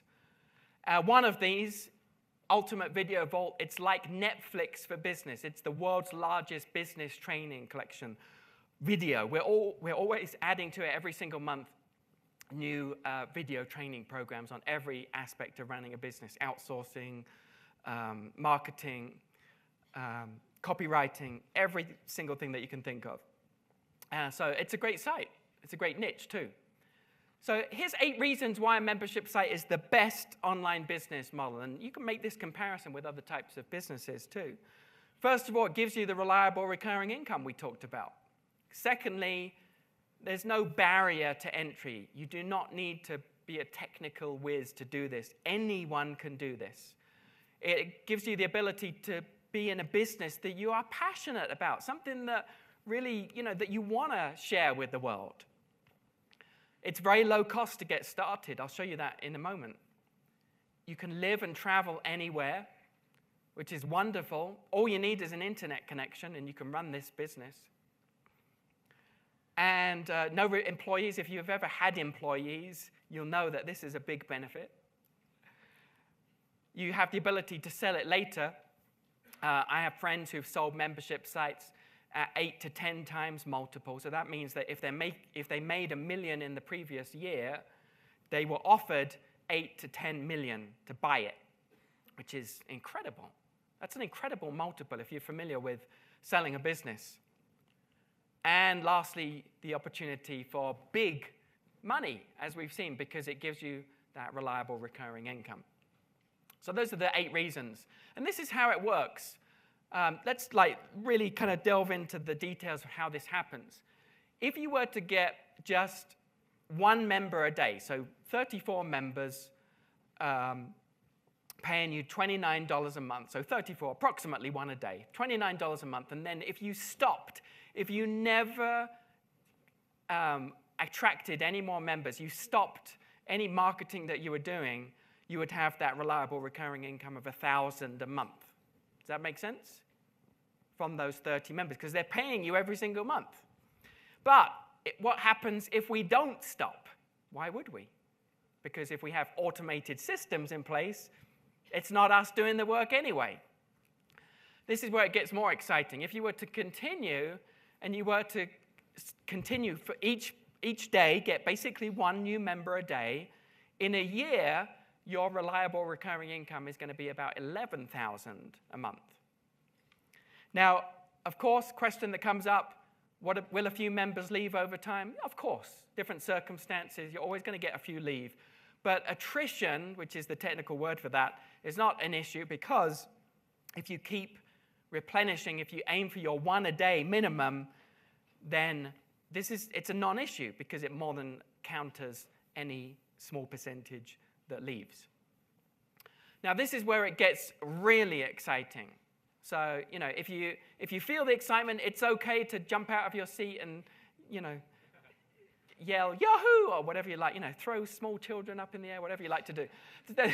But this genuinely is exciting, and a lot of people just it blows their mind when they start to think about this. If you were to continue with your 1 new member a day at $49 a month, in 3 years, your recurring income every single month is $59,000. Every single month. You're not trading time for money anymore. Doing, this function online and then getting a bit of money but having then to repeat that process, whatever it is, which is what most people are doing. So I hope you can see the power of membership sites in giving you this reliable recurring income. It's very exciting. It's changed my life. What's the catch? There is a catch. I don't think it's a huge catch, but you have to understand what the catch is. The catch is that you're going to need to choose a topic. You're going to need to create the content and attract members and get that process going, the systems, before you get paid. So it's not a job. In other words, as I put here, the money comes in after you've written the song. So now that you've seen proof, how can you do it? There's 4 steps to success, and we're going to go through these. So number 1, choose a topic. Number 2, pick a platform. Number 3, add content. Number 4, attract members. I'll give you a moment to write those down, and then we're going to delve into each step.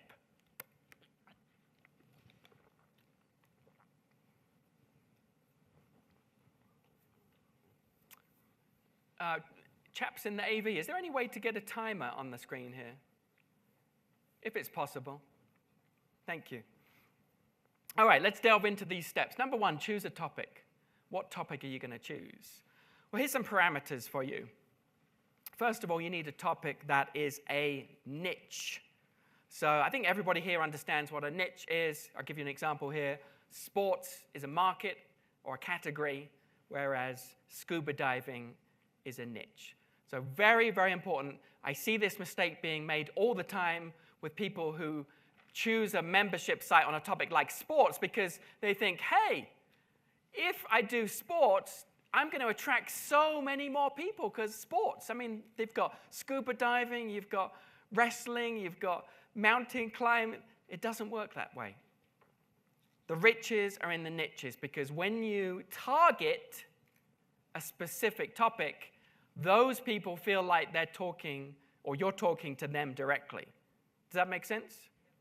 The way I illustrate this is suppose that you have a big ant infestation in your house. Ants everywhere. You go down to Home Depot. That's a hardware store in the States, by the way, for the Brits. Hardware store. What is it in England? I'm trying to think. It's so long. B&Q. Yeah, you go. See, quick translation there. So you go down to Home Depot / B&Q, which I think is owned by Home Depot, actually. And you look at the shelves there, and there's 20 different products. And most of them say insect killer on them. But then you see one, and it says ant killer. Which one do you buy? Most people will choose the ant killer. Why? Because they see it as a direct solution for their problem. And it's the same way online. The riches are in the niches.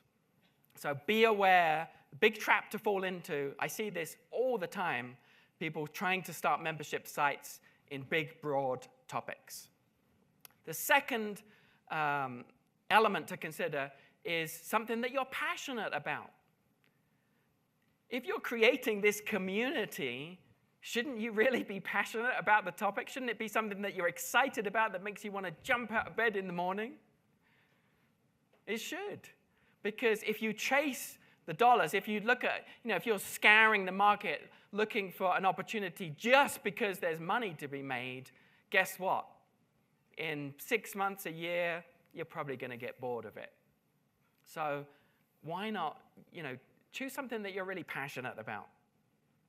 I'm going to hand it to you now on a silver platter. These are proven winners in terms of markets for membership sites. Not niches, but markets.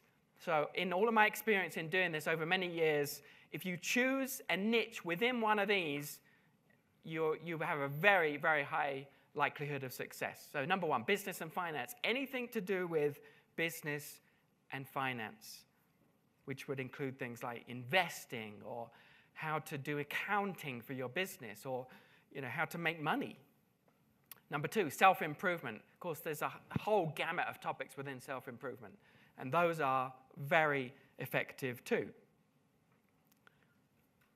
Health, anything to do with health. Sports. Sports are, people are very, very passionate about joining membership sites in topics, sports topics. Dating and relationships is another great one. Remember, always want to choose a niche. So it wouldn't be dating relationships, it would be maybe a dating site for a certain group. Actually, I was watching a BBC documentary the other day, and they talked about a dating app that was very, very popular in England for the Muslim community. That's a great example. Why? Because Muslims generally marry other Muslims, right? So just to show you an example there. Food and cooking, very popular, and hobbies and skills. Food and cooking, I haven't come across a site yet, and this is an example because it's close to my heart. I have to eat gluten and dairy free because of allergies. And I haven't come across anyone that's doing a membership site about eating and managing that type of diet, or even just gluten-free. If there was, I tell you, I'd be the first one to sign up because it's very, very challenging, especially when you travel, to be strict with your diet and be able to do it successfully. So again, that's an example. So those are 7 proven winners. Here's some of you may have ideas already, which is great, and some of you may struggle with this. So I just want to give you a couple of tips on how to start the ball rolling in terms of thinking of a topic. So here's a good question to ask yourself, because this really delves into what you're passionate about. What types of activities do you enjoy? What do you do at the weekend? Do you go to the local stamp collecting club? Or do you go to a certain meetup group, about making cocktails? Whatever it is. Get the idea? What type of activities do you enjoy doing in the evenings, weekends, in your spare time? What things do you look forward to doing? Those are called clues. Great topics for a membership site. Another question to ask yourself is, this is a great one too, what do other people seek your help with? Again, this is a great clue. Do people approach you and they say, I've got this rattle with my car. Do you think you could have a look at it? It means that they think of you as someone who knows about cars. Great for membership site. Do they approach you and say, I would love to get that recipe for the pineapple upside down cake that you make because you're so good at that? That's a clue. It means that you've got an ability there and a passion probably for cooking. Maybe they come to you and say, could you give me a hand with my computer? My email's not working or whatever. They view you as someone who's good with computers. These are all clues to help you to find topics. So really, you should be able to make a list and then research that list as a starting point. So that's step 1. Step number 2, pick a platform. What is a platform? Let's define it. Membership sites need the ability to do a few different things that are unusual from a regular website. They need to enroll members, sign them up, manage members, like send them their password if they lose it, or send them reminders and things like that, and last one, deliver the content. So that's what a membership platform does. It's a special type of website, or in some cases, a plugin for another platform. The challenge with these platforms is there are so many of them. It is really, really confusing. I'm going to flash a few up on the screen here, but this doesn't even scratch the surface of how many there are. And maybe some of you have tried some of these. It is very, very confusing. So fortunately for you, I've tried everything. I try everything that comes out too. And for me, at this point, the number one that I recommend consistently, because it has a great track record, is, drum roll, thank you, ding, Wishlist. Who's heard of Wishlist? Great, okay. So Wishlist is a plugin for WordPress. WordPress is free. It's, a huge percentage of websites on the internet use WordPress. Wishlist is a plugin. It enables you to have a membership site. And one of the great things about it, too, is it's inexpensive. For under $200, you can get started with it. So it's really, really good. Step number 3 is to add content. Now, there's 3 options for content. Most people, when they start to think about this topic, they think that they're going to need to create all of the content themselves. That is a very common beginner mistake. And one of the reasons that it holds people back is because when they start to think about the types of content that they hate to create, it puts them off creating a membership site. So I have people say to me, oh, I want a membership site, but I hate writing. Great. Don't write. Or they say, I hate creating videos. I don't want to see myself on camera. Great. Don't do it. So the beautiful thing is you have options. You can create it yourself. So just create the types of content that you love to create. If you love writing, then write. And outsource the rest. Outsourcing is an amazing thing. Sometimes it takes people a breakthrough to realize how wonderful outsourcing is. It took me a while. I'm a recovering perfectionist. So, and I think many entrepreneurs are. We have this tendency to think we can do it all ourselves, so we should do it all ourselves. But that's not the case. So you can buy content from others. There are many resources online to do that. Outsourcing service like Upwork is a very good one, upwork.com. Or you can get free content from others, and I'll talk about some examples of that. So you do not need to be creating all of the content. Just focus on the types of content that you like to create, things that you enjoy doing. Business should be enjoyable, not hard work or, not thinking, I can't stand the thought of having to do this. All right, 6 types of content. Again, I'm going to give this to you on a silver platter. This is what I found to be the most popular types of content. Number 1, articles. Above and beyond all else, every membership site should have some articles. So an article is just like, when you open a magazine, and you see maybe 1 or 2 pages of print text, that's an article. So a 1-page Word document, that's an article for a membership site. Number 2, audio.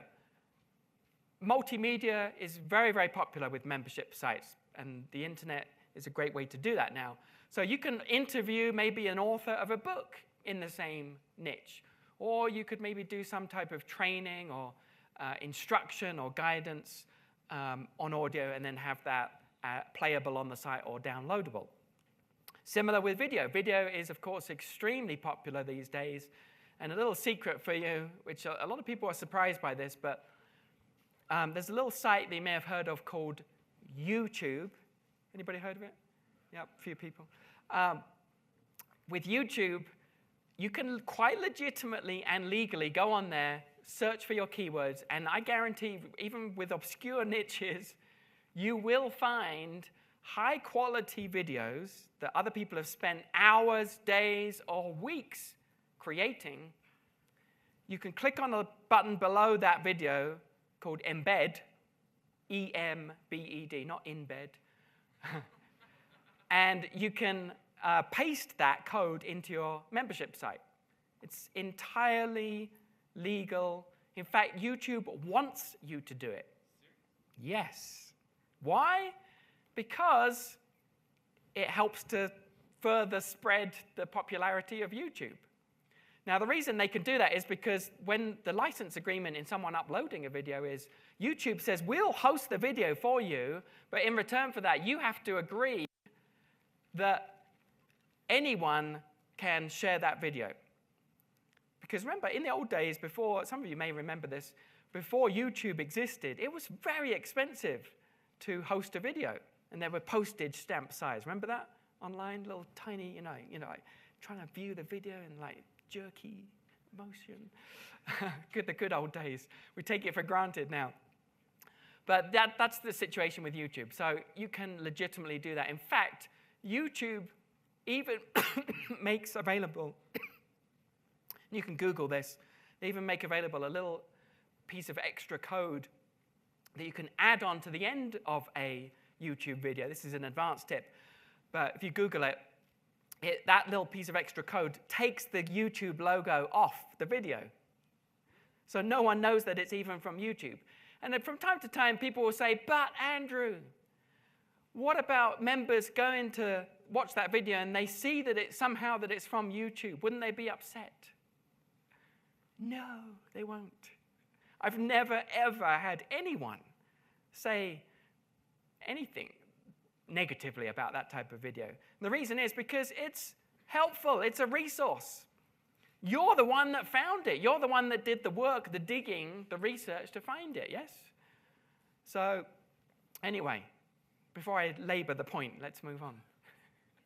Number 4, news. Everybody wants to know what's new. What's new in this topic? And of course, there's great resources that enable you to plug yourself in to find those resources very easily, like Google Alerts. That's free. There's another great one that's even more advanced than Google Alerts called TalkWalker.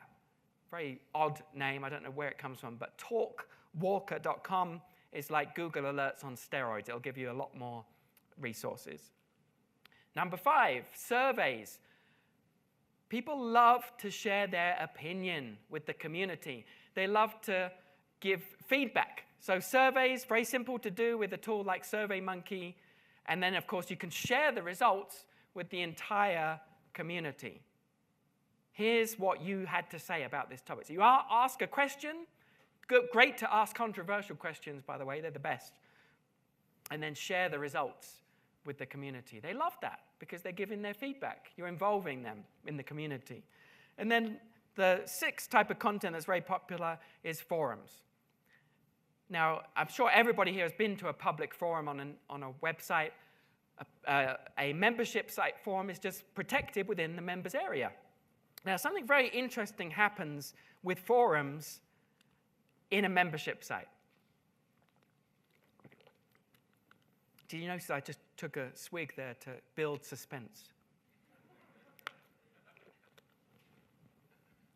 So, if you've been to a public forum, you may well have experienced that, sadly, the conversations tend to very quickly deteriorate into name-calling and, you're a jerk, you're a bigger jerk, you're a gigantic jerk. It's silly, it's childish, but you have to, if you go to a public forum, you're having to wade through all of that nonsense to even find the little nuggets of useful information, right? So what happens with a forum inside a membership area is so interesting, the psychology. It's the same functionality, but the mere fact that people are paying means that it elevates the conversation. And so you just don't get any of that. Everybody helps each other.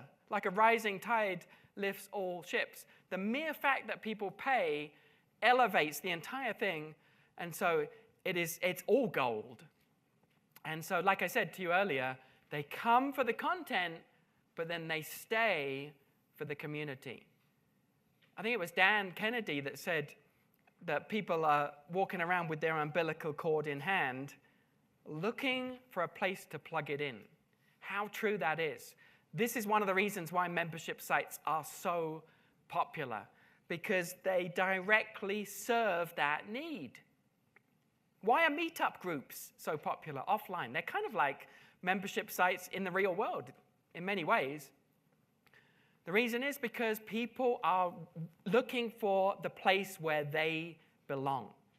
Like I said to you earlier, if I could find a membership site that specifically was helpful for people that have gluten and dairy allergies, I'd be the first one to sign up because I want to compare notes with other people. I want to get the latest resources. I want the latest news. And so, I can Google and I can go to different places, but it takes a lot of time. I don't have a lot of time. If you're already pretty prolific in your niche on YouTube, podcasting, blogging, how do you figure out what to peel off that you're used to giving for free and put it into a membership site? The answer is everything should go in a membership site. So I don't know if you heard the question, but if you already have a business and you've got some content on YouTube and you've got some content on a blog and so on, everything should go in a membership site, but more. So, really, if you start a membership site, you want to adjust things so that the free content is really a taste. It's the free sample. When you go to Costco and they've got the ladies there with the handing out, try this. and then you're hooked. That's the idea, is you don't want to give everything out. It's just enough for a taste so that people can trust you. The know, like, and trust factor. We do business with people that we know, like, and trust, so just enough to get them in there. But remember, they come for the content. What they really stay for is the community. So step number 4 is to attract members, which is really the marketing side of things. Attract members.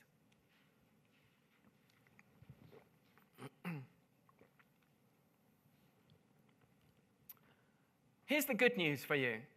There are 3.1 billion, with a B, internet users in the world, or as I like to call them, potential members. And the good news is, as we said earlier, you only need 1 a day in order to make a lot of money. Now, am I saying you should stop at 1 a day? Of course not. But I'm saying 1 a day so that you can see how easy it is. 1 a day is a very easy target for everyone in this room. So, I'm saying, like, this is what you need, but in actual fact, you should be able to get many, many more per day. But just with 1, you can make a lot of money. So how do we do this specifically? These are the 6 top ways that I've found over the years of doing this, and I recommend that you pick 2. You do not need to do them all. It's the classic kind of shiny object. Like, especially at an event like this, you hear people talking about social media and Facebook and this type of marketing and that type of marketing, and you think, well, I'm never going to do all that. That's right, because you don't need to. There isn't a single person at this event that is doing everything that you hear taught from the stage. There's lots of things that work. Just pick the ones that you resonate with. So I'm encouraging you to pick 2. So first of all, YouTube video. What do I mean by this? Very simple. Create a 30-second promo video about your site, about the benefits of joining, not the features, the benefits of the community. And you can easily outsource this on a site like Fiverr, very high quality, $5, as a clue in the name. And if you post that video to YouTube with the right keywords over time with your URL at the beginning of the description, you're going to get traffic to your membership site. Number 2, Facebook ads. I'm sure you've all heard about Facebook ads. The ability to target specific demographics is like no other advertising platform right now. So, if you want to reach recently engaged brides between the ages of 18 and 23 who live in North Dakota. I don't know why I picked North Dakota, but North Dakota, who are also fans of, who also read John Grisham novels, you can target that specific group. It's amazing. And when you do target, you get very good results. So just by way of additional proof, I have a couple of friends who have multi-million-dollar membership sites today, and they only do Facebook ads. That's all they do. They don't have any other type of marketing. Everything comes from Facebook. So this works. Article marketing. Just as you can acquire articles from other sources like eZine articles, you can write an article, post it to these other article sites with a bio box, which means it includes your URL, your website link. That link is clickable. So when other blog owners or website owners pluck your article from the directory and say, I'm going to use that piece of content, you get a link back to your site. That's very powerful. And if your article is good, if it's good information, you're going to get clicks. Number 4, forum comments. Find the public forums in your niche, in and around the topic. Go there, look for the hot topics, and post something useful. In other words, add to the conversation in a positive way rather than calling someone a jerk. But yeah, so add something positive to the conversation. Add something useful. or show yourself to be an expert, most forums will allow you to include your URL, your domain, in the signature, so it appears below your comment each time. And what happens is when someone reads that and through their mind they're thinking, this person knows what they're talking about. Then they see your URL. Guess what? They click through. That's how you get traffic. Number 5, a guest blog post. Again, find the niche blogs in and around your world. Find all the popular ones. Contact these people and say, hey, I'd love to provide some free content for you, an article or a video, whatever it is, whatever you're good at. Provide something really good quality. If it's good quality, there's a very high likelihood that they're going to post it for you with a backlink to your site. And if they're a big traffic site, you're going to get a lot of traffic from that. Does everybody see how that works? Yes? Very powerful. And then number 6, member referral. And this is such a fantastic one because each member that you get should refer other members. And the way to do this, we haven't got time to go into it, is to have a system. If you leave it to chance, then it's going to be random results. But if you have a system for getting referrals, each new member leads to other members. So I hope you can see how easy it is to get your one a day and way beyond. Okay, so those are the 6 ways to get new members.